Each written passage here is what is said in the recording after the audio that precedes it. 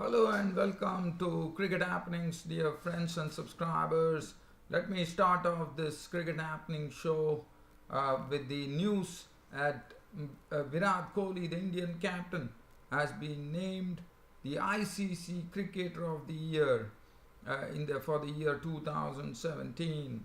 So congratulations to Virat Kohli for not only becoming the ICC Cricketer of the Year, also he was named as the ODI Cricketer of the Year, the Test Cricketer of the Year, going to Stephen Smith of Australia, which was definitely the right choice. And Virat Kohli has also amassed a lot of runs in 2017 and rightly was crowned the ICC Cricketer of the Year 2017. And also he picked up the One Day International Cricketer of the Year. So congratulations to both Stephen Smith and Virat Kohli, the future, I would say, the future legends of international cricket, one could say. So now, so that is something that I'm going to have a look at, and I'm going to talk about all those awards which happened in the ICC awards as far as that is concerned. And but today in this cricket show, other than that, I can give you a live update that New Zealand versus Pakistan, the final one-day international, were very, very important for Pakistan, because New Zealand would be aiming for a clean sweep of the ODI series. Now Pakistan can salvage something by winning this, but one has to say that Pakistan bowlers bowled much better than the previous occasions to restrict New Zealand to 271 for 7, which included a wonderful century from the opener Martin Guptill. And then we have two previews. One is the second one-day international coming up between England and Australia after that assault by Jason Roy of 180 runs, who now holds the record for the highest score by England in against any opposition. So the second ODI is going to be played at Gabba in Brisbane. I'll be doing a brief preview of that, and also in the Tri-Series. It's the third match in the Tri-Series, Bangladesh taking Sri Lanka. I will say Hatre Singh is a common factor there, because he was the coach of Bangladesh, and now he's from the pre-Hatre Singh era, where it was with Bangladesh, and the post-Hatre Singh era is with Sri Lanka. So we'll have a look at all. So, but first I'm going to start off with the ICC Cricketer of the Year, and that is what is the one which is going to hold center stage as far as this Cricket Happening story is concerned. And let us look at the winners in the ICC cricket. As you know, the ICC Men's Cricketer of the Year is known as the Sir Garfield Sobers Trophy, and the winner was the Indian captain. So Virat Kohli was the Cricketer of the Year, and then and also he bagged the ODI Cricketer of the Year. The Men's Test Cricketer of the Year going to Stephen Smith of Australia, and I think these two players, Virat Kohli of India and Stephen Smith of Australia, are going to go a long way. To me, they are going to be like living legends for sure, like Shane Warne and Sachin Tendulkar in the future. The Men's Emerging Cricketer of the Year going to Hassan Ali of Pakistan, and I thought that's the right choice, because Hassan Ali has got a good record as far as Pakistan cricket is concerned. He has become the fastest bowler in the history of Pakistan cricket to 50 test wickets, which was once held by none other than the commentator who is commentating in the game between Pakistan and New Zealand, 5th one-day international, Waqar Yunus. Once upon a time called the Burewala bombshell because of his extreme pace at which he was bowling. The Men's Associate Cricketer of the Year, also a wonderful choice, going to Rashid Khan of Afghanistan, and rightly so. Rashid Khan has become a popular figure not only in Afghanistan, I would say in world cricket now. People know about Rashid Khan. He has been playing in the Super League, Bangladesh Super League, Pakistan Super League. He plays now in the Big Bash, which has really caught everyone's attention. The Men's T20 Performance of the Year going to India's the leg spinner Yuzvendra Chahal for taking 6 wickets for 25 versus England. So that is also another A good achievement by Yuzvendra Chahal, the right-arm leg spinner. And the as we call it, the ICC Umpire of the Year is known as the David Shepherd Trophy, and that went to Marais Erasmus of South Africa. ICC Spirit of Cricket going to Anya Shrubsole of England. So this is as far as the ICC Cricketer of the Year's award was concerned. Now let's have a look at the New Zealand score here. As I said, right now it's the innings break after New Zealand completed their innings. So let's have a look here in the fifth and final ODI, which Pakistan would be hoping that they could actually win it, because otherwise New Zealand would have done a clean sweep of the series. And let's have a look. Well, I can say that things are well right now. Yes, it's New Zealand. I'm going to talk about the score right now, and as I'm looking at it right now, the toss was won by New Zealand, and they elected to bat here over here. That is it is played at the Basin Reserve in Wellington, and New Zealand totaled up 271. They were given a very good start by the combination of an aggressive Colin Munro, who slammed 34 of 24 balls with 7 boundaries. And Colin Munro is one guy in the New Zealand team who does no messing around. He comes there and he knows the ball is to be hit, and that's what he precisely does. Martin Guptill played a wonderful innings as he was there. He did a good job by making a century of 126 deliveries with 10 fours and 1 6. Williamson's contribution was 22 of 36 balls. Didn't have it his way today. Ross Taylor was there till the end, his contribution being 59 of 73, 3 fours.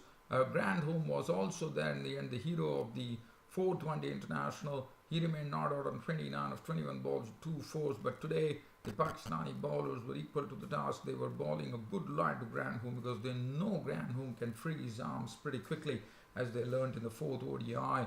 Henry Nicholls was out for 1. There was a bit of a collapse in the lower middle order when Henry Nicholls was out for 1, Latham for 2, and Santner for 1. Saudi not out 14 of 11 balls with 1 4. And I thought the Pakistani bowlers in the end overs did a fine job. Fahim Ashraf and Amin did a good job. 271 for 7. Today there was no Mohammad Amin in the team. There was no Hassan Ali. Probably they wanted to experiment since they already lost.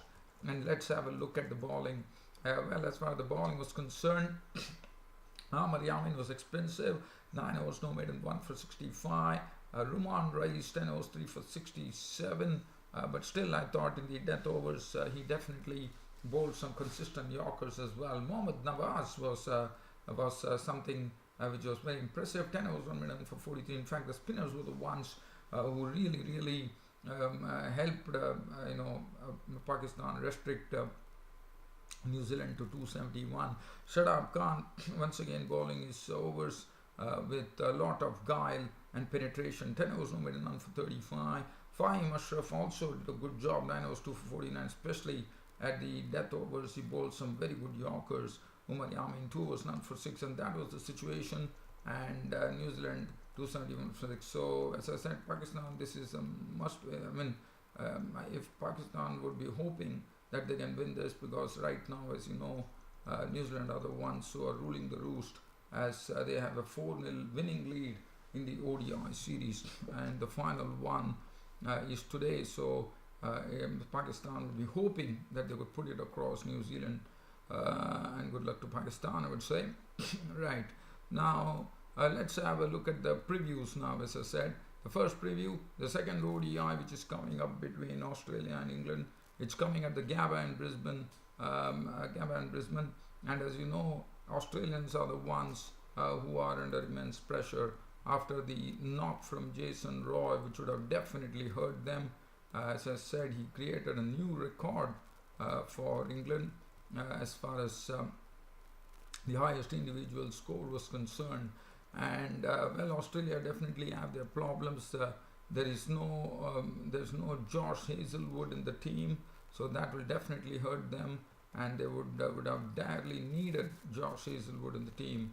And I'm also told that Tim Payne is also been struggling, and the uncapped Alex Carey, as you know, the day before yesterday, Alex Carey in the Big Bash League made a century, and he's a wicketkeeper batsman, and he has been called up as cover, I'm told. Also, with Cummins being rested, Jai Richardson would be seen in action, and there's a lot of talks have been said about Jai Richardson, that he's quite pacey, and that'll be interesting to see as to how he bowls to the English batsman. Richardson, I'm told, hits at the speed gun, hits 145 kilometers per hour. Now let's have a look at Australia. For Australia, Arun Finch was the only one who came up with some flying colours with a century in that match, but David Warner, as you know, was given a testing time by Mark Wood, so that would be a good battle to see whether David Warner can take it to Mark Wood. Stephen Smith, Travis said so. It will be Marcus Stoneys, Mitchell Marsh, everyone contributed, but they would definitely require the skipper Stephen Smith today to really contribute. As I said, it's an important match for Australia. Tim Payne, as I said, Alex Carey has been called in for company. The bowling will be in the hands of Mitchell Starc, Jai Richardson, an exciting Jai Richardson, I would say, Adam Zampa, and Andy Tye. As far as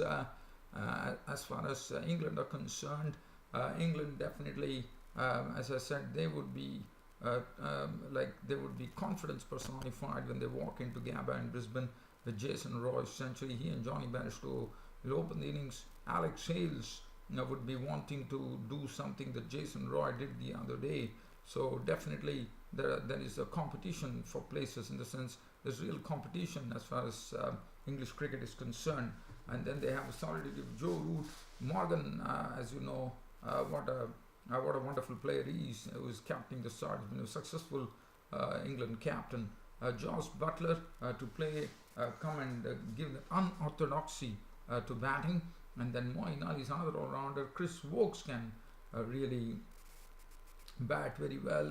Adil Rashid. So I think there's a lot of batting as far as England are concerned. I think they have a lot of batting. Mark Wood was very impressive, as I said, in his comeback game. And one would be Australia would be quite wary about Mark Wood.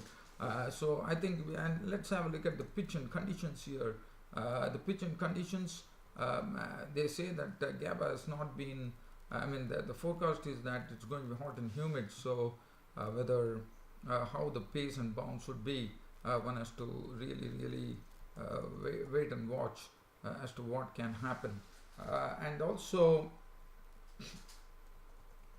I'm also told that Morgan is on to a record in this particular ODI, where with this particular match, that would be the maximum number of ODIs that an English captain has captained, and the record stands in the Master Cook, and he's set to surpass that particular record, I am told. So that is one thing. And other than that, so let's have a preview of the other match which I'm talking about, which is the third match of the Tri-Series, which is coming up between Bangladesh and Sri Lanka. As I said, this is going to be an interesting affair, especially as Sri Lanka have just lost a match to Zimbabwe, and the host Bangladesh would be raring to go at the Sri Lankans for sure. And Sri Lanka also, besides that, they are having injury problems, and it's a very crucial match. Angelo Matthews is a doubtful starter with his injury, and which is pretty sad. And I can say that this is a team, Bangladesh, in the pre-era, they were coached by Chandika Singhe, and they were very successful team. In fact, under the coaching or the stewardship of Chandika Singhe, they won their home series against India, Pakistan, and South Africa, and home series wins which they had.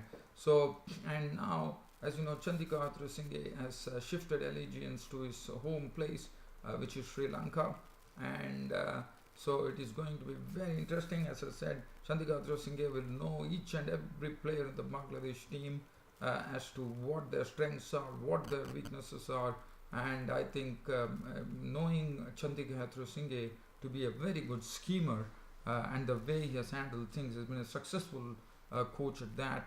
I think Bangladesh will have the task cut out, and I'm sure he would have given all the tips to the Sri Lankan players as to how to play Bangladesh. So it will be very interesting. For Sri Lanka, they would like to see that they get a good opening partnership.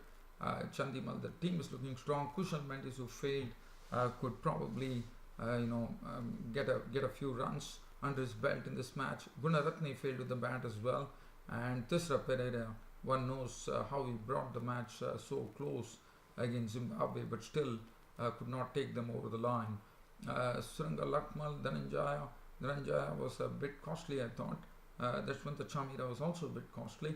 So it is, as I said, it's all about the coach having the knowledge of both the teams. Chandika Singhe, who knows what Sri Lanka is, who knows what Bangladesh is, because he has been the coach of Bangladesh for quite a long time.